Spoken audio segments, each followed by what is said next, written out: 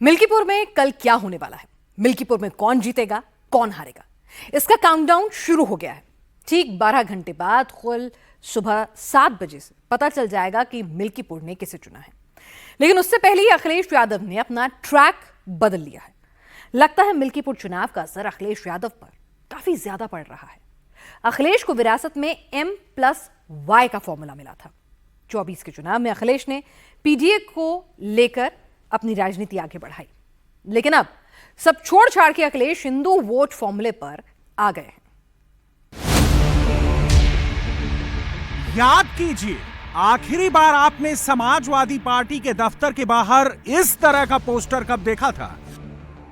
2012 का यूपी चुनाव याद करिए, 2014 का लोकसभा चुनाव याद करिए, 2017 का विधानसभा चुनाव याद करिए, 2019 का लोकसभा चुनाव हो या फिर 2022 विधानसभा चुनाव, कभी भी इस तरह से हिंदू आस्था से लबरेज सनातनी अखिलेश यादव नजर नहीं आए होंगे। अखिलेश यादव 26 जनवरी को महाकुंभ में डुबकी लगाने गए थे, लेकिन सनातनी अखिलेश का यह पोस्टर 7 फरवरी को लगा। आखिर 12 दिन बाद अखिलेश को महाकुंभ पर पोस्टर लगाने की याद क्यों आई? लखनऊ में समाजवादी पार्टी के ऑफिस में जो हो रहा है, क्या यह मिल्कीपुर चुनाव का आफ्टर इफेक्ट है? मिल्कीपुर चुनाव में और मिल्कीपुर चुनाव शुरू होने से पहले अगर आपको याद होगा तो मैं चाहता था कि आप सब लोग वहां आएं और देखें कि वोट कैसे डाला जाता है। बीएलओ कौन पोस्ट होंगे, बीएलओ कौन पोस्ट होंगे, किस थाने में कौन पोस्ट होगा, सीओ कहां पोस्ट होगा, एसएसपी कौन क्या देखेंगे, ये सब वेल प्लान्ड इलेक्शन हुआ। ये वाला ये आपने 144 साल वाला जिस तरीके से कुंभ था, उस तरह दुनिया का सबसे अच्छा चुनाव आपने मिस कर दिया। मिल्कीपुर में वोटिंग 5 फरवरी को हुई और सपा के दफ्तर के बाहर अखिलेश का सनातनी पोस्टर 7 फरवरी को लगा। अखिलेश ने मिल्कीपुर में महाकुंभ की बात की थी, महाकुंभ के 144 साल के संयोग पर सवाल उठाया था, महाकुंभ में डुबकी लगाने वाले श्रद्धालुओं के नंबर पर सवाल उठाया था। मिल्कीपुर में वोटिंग के बाद चुनाव आयोग पर सवाल उठाया और अब पोस्टर से 2027 का संदेश दे रहे हैं। समाजवादी पार्टी अखिलेश यादव को पूर्ण सनातनी दिखाने की कोशिश कर रही है, लेकिन अगला अर्धकुंभ कब होगा ये उन्हें पता नहीं है। ऐसा होता है जब नए नए सनातनी बनते हैं तो गलती होती है। महाकुंभ हर 12 साल पर होता है, महाकुंभ के 6 साल बाद अर्धकुंभ होता है। 2025 में महाकुंभ हुआ है, तो अब अर्धकुंभ इसके 6 साल बाद यानी 2031 में होगा।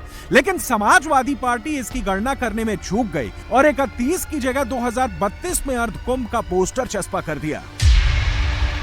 समाजवादी पार्टी के अलग अलग विंग के कार्यकर्ता अब अखिलेश की ब्रांडिंग सनातनी हिंदू के रूप में कर रहे हैं, ताकि 2027 में सपा को हिंदू वोट मिल सके।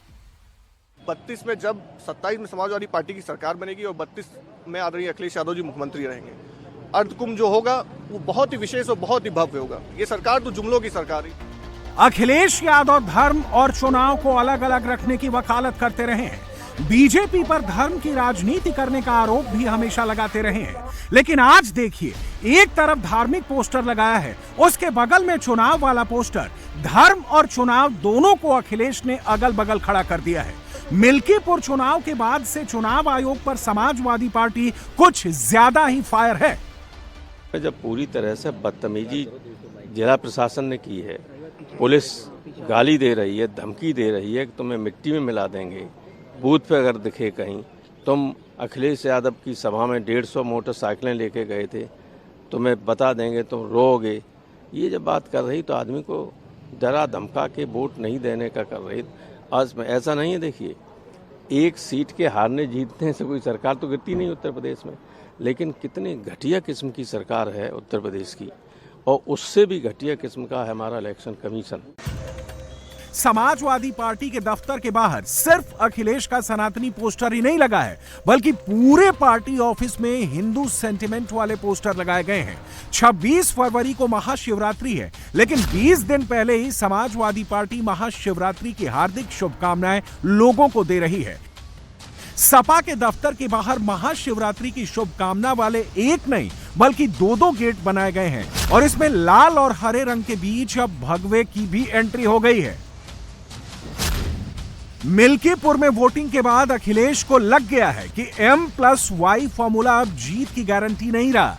अखिलेश का पीडीएफ फॉर्मूला भी नहीं चल रहा है, चल रहा है तो सिर्फ एक ही फॉर्मूला, वो है हिंदू वोट।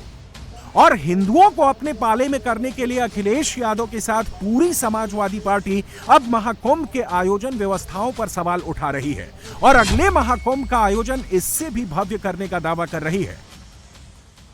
जैसे ये वाला कुंभ जो है, महाकुंभ की कोई परिभाषा नहीं है, लेकिन क्योंकि जमाना आजकल मार्केटिंग का है और जितना आप उसको कम्युनिकेट कर ले जाओ तो महाकुंभ हो गया। 144 साल का किसी ने प्रमाण नहीं मांगा। ये चुनाव भी 144 साल वाला जैसा चुनाव था जो आपको देखना चाहिए था। मिल्कीपुर में अखिलेश यादव M+Y के भरोसे थे और M+Y यानी मुस्लिम यादव समाजवादी पार्टी के कोर वोटर भी माने जाते हैं। अखिलेश भी इन्हीं के दम पर मिल्कीपुर जीतने का दावा कर रहे थे, लेकिन अखिलेश का यह भ्रम भी इस बार मिल्कीपुर में टूटने जा रहा है।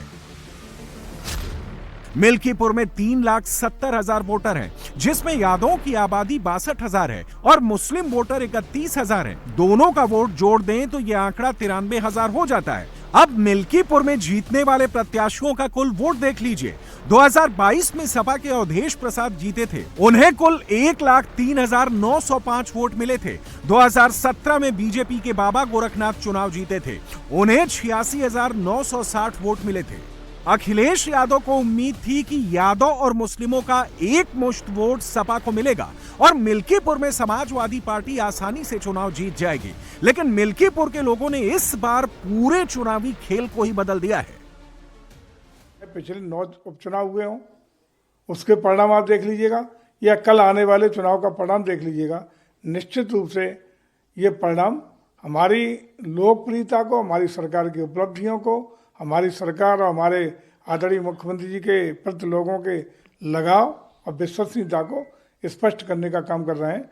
लेकिन लोग का हाजमा खराब किए हुए हैं, वो अपनी हार को पचा नहीं पा रहे, इसलिए जानबूझकर इसको ठीकरा, हार का अपना ठीकरा भारत निर्वाचन आयोग पर फेंकने का काम लगातार कर रहे हैं। क्या अखिलेश यादव ने सिर्फ एक मिल्कीपुर चुनाव के लिए पोस्टर लगाया है? क्या मिल्कीपुर का आफ्टर इफेक्ट है ये पोस्टर या 2027 की तैयारी है? एक बात तो साफ है कि जो श्रद्धालु महाकुंभ जा रहे हैं वो अयोध्या और वाराणसी भी जरूर जा रहे हैं और कुंभ से उठी भगवा लहर अयोध्या और काशी तक पहुंच गई है। मिल्कीपुर विधानसभा सीट अयोध्या लोकसभा में आती है। अयोध्या लोकसभा में 5 विधानसभा सीटें आती हैं। इस वक्त 5 में से 4 बीजेपी के पास है। एक सीट मिल्कीपुर है जिस पर चुनाव हुआ है। अगर मिल्कीपुर भी सपा हार गई तो अयोध्या लोकसभा में जितनी विधानसभा है कहीं भी साइकिल नजर नहीं आएगी। वोट ही नहीं डालने दोगे आप या दूसरे आपके लोग वोट डाल लेंगे, ये कहां की वो है? इसीलिए मैंने कहा कि इलेक्शन कमीशन मर गया है। इलेक्शन कमीशन को जांच करनी चाहिए कि जो मरे हुए लोग थे उनके वोट कैसे पड़ गए, और अगर वोट पड़े हैं तो प्रिसाइडिंग ऑफिसर और जो संबंधित अधिकारी उनके खिलाफ कार्रवाई क्या कर रहा है इलेक्शन कमीशन? जो है ही नहीं वोट उनके भी डाल दिए। गाड़ी आई और गाड़ियों के नंबर हम कहो तो आपको दे दें। हिंदू वोटर्स को पकड़ने के लिए ही अखिलेश अगली बार प्रयागराज में महाकुंभ से भी भव्य अर्धकुंभ का दावा कर रहे हैं। इलाहाबाद लोकसभा में भी विधानसभा की 5 सीटें हैं। 5 में से 4 पर बीजेपी का कब्जा है। सिर्फ एक सीट मेजा पर ही समाजवादी पार्टी का विधायक चुना गया है। मेजा सीट पर बीजेपी महज 3400 वोटों से हार गई थी। लेकिन प्रयागराज में महाकुंभ के भव्य आयोजन के बाद सिर्फ 2027 में सपा के लिए मेजा सीट पर भी खतरा मंडराने लगा है। अयोध्या हो, प्रयागराज, या फिर काशी में सपा की हालत बहुत खराब है और इन्हीं सीटों पर जीतने के लिए सपा अब अखिलेश की ब्रांडिंग सनातनी के रूप में कर रही है। वाराणसी लोकसभा में विधानसभा की 5 सीटें हैं और सभी 5 सीटों पर एनडीए का कब्जा है। अखिलेश यादव को वोटों की गिनती से पहले ही मिल्कीपुर का रुझान पता चल गया है, इसलिए अखिलेश अब हिंदू वोटर्स को साधने में जुट गए हैं। मिल्कीपुर में यादव वोट भी है, मुस्लिम वोट भी है। पासी वोट की बदौलत पहले विधायक और अब सांसद बने अवधेश प्रसाद खुद भी हैं। इसी कॉम्बिनेशन पर अखिलेश को सबसे ज्यादा भरोसा था।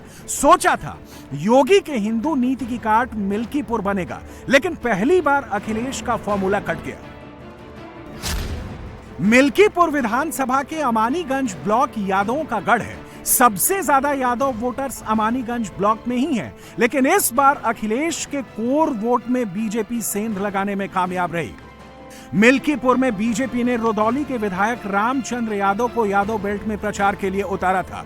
इसके साथ ही अखिलेश यादव की भाभी और बीजेपी नेता अपर्णा यादव भी मिल्कीपुर में कई दिनों तक प्रचार की थी, जिसके कारण यादवों का वोट बंट गया। अखिलेश को पता चल गया है एमवाई या फिर सिर्फ पीडीए के भरोसे जीत नहीं मिल सकती है, क्योंकि जाति से ज्यादा हिंदू सेंटिमेंट काम कर रहा है।